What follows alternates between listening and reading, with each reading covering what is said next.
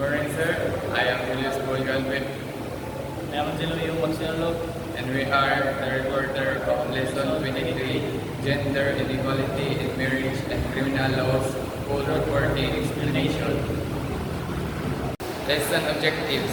After studying this lesson, you should be able to explain gender inequality in the family and criminal laws of the Philippines. Identify the laws and provisions that promote gender bias. Discuss the issue of same-sex marriage and its illegal implication. Key concepts and terms. Gender inequality, unequal treatment of individuals based on gender.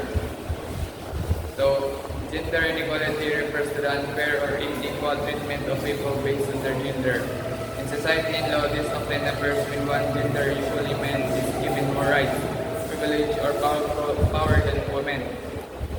In the Philippines, some laws still reflect this inequality, especially in marriage, family division, and criminal cases. Patriarchy, a system where men dominate in power and decision making.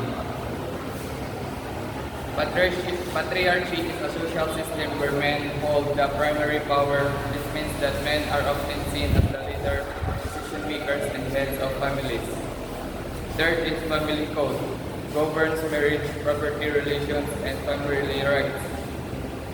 The family code contains the rules that govern marriage, parental authority, family property, and relationships. It is important because it defines what marriage is, who can marry, and how decision-making happens inside the household. Fourth is revised penal code. Contains criminal laws and penalties for offenses. Revised penal code, this is the main criminal law of the Philippines. It tells us what actions are considered crimes and what punishments are given. Some of these provisions are based on old beliefs that favor men over women, leading to gender bias and punishment. Fifth is discrimination. Unfair treatment due to gender or sexuality.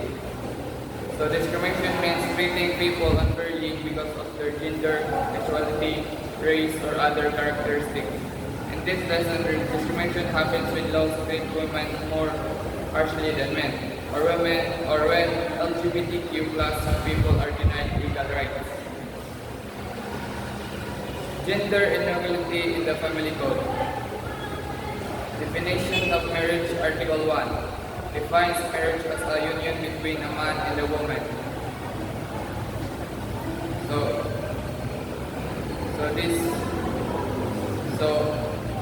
The family code states that marriage is only between one man and one woman. Because of this definition, LGBTQ plus couples cannot marry in the Philippines. Same-sex couples who got married abroad are not legally recognized here.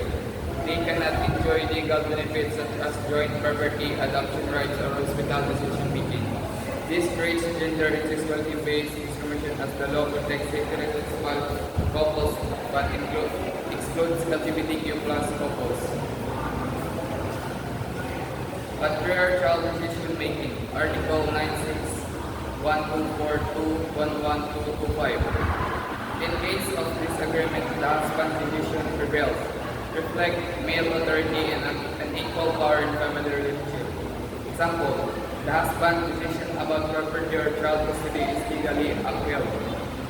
So, these articles say that when the husband and wife disagree on decisions related to families, property, finances, or child rearing, the husband's decision is legally followed.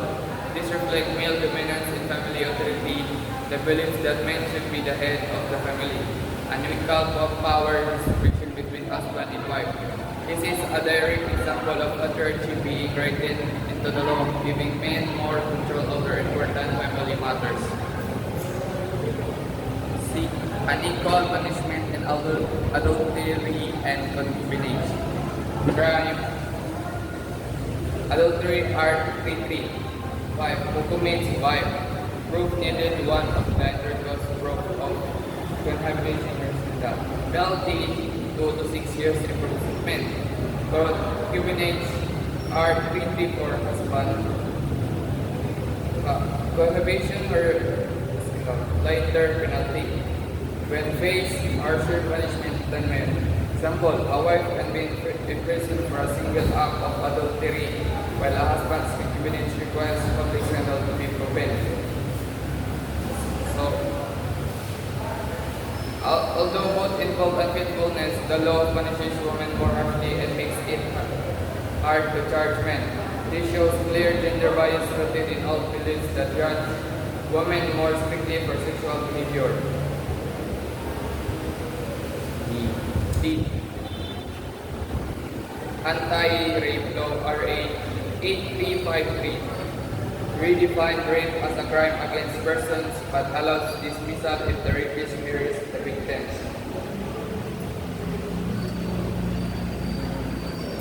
RA 8353 is important because it redefined rape as a crime against persons, not just a crime against chastity. However, the law still includes a problematic role. If the rapist marries the victim, the case may be dismissed. This rule is considered harmful and outdated because it suggests that marriage can erase a violent crime. E.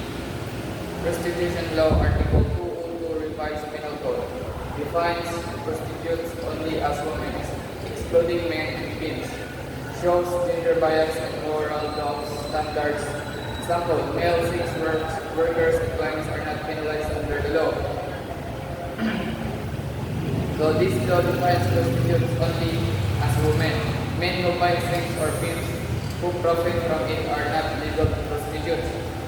This law reflects all moral standards that unfairly judge women more harshly than men. Women are blamed or criminalized. Male customers face no penalty. The language of the law is sexist and discriminatory. Gender equality in law and society. First, woman force double standard morally and legally. Second, matriarchal laws favor male dominance in family decisions. Third is rape, forgiveness, closure, promotes purity.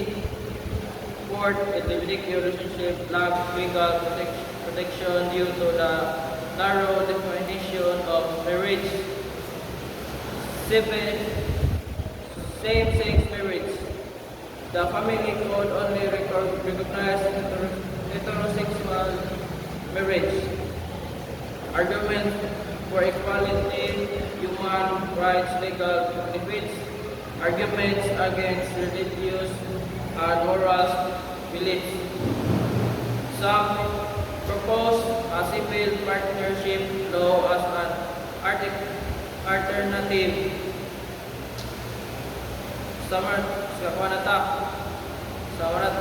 Summary table. Law article, family code, first, art 19, 124, 111, 125, art 33, art 34, RA 8353, gender bias show. Marriage only between man and woman. Husband decisions, privilege, political, adultery versus concubinage, marriage use, rape, women only as a prostitutes. Sa effect, excludes LGBTQ couples, dignity woman, authority, harder punishment for women, victims, victimization, sexually large language, gender equality in law and society. Women face double standard. Women are judged more strictly both morally and legally. For example, a woman committing adultery punishment more harshly than a man. Combinates this show how society expects purity for women while allowing men for freedom. But second, practical law influence family decisions. Law are prioritized and the husband decisions reinforce the idea that men should lead the household. This affects human authority and power with their own families. Brave, brave forgiveness clause, allowing a rapist escape punishment by marrying the victim, reinforce impunity. It treats rape not as violent crime but as a moral problem that can be corrected through marriage.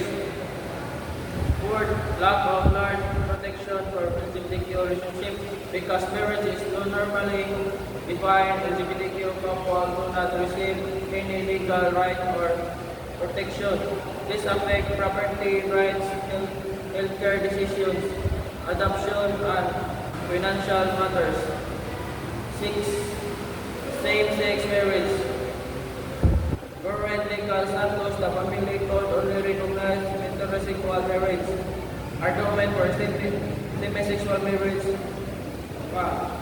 Promotes equality, protects human rights, provides legal benefits in inheritance, adoption, hospital decisions. Arguments against bias based on religious and moral benefits, stabilis marriage will follow traditions. Alternative solutions are proposed civil partnership which provides legal rights without breaking marriage. That's all. Thank you.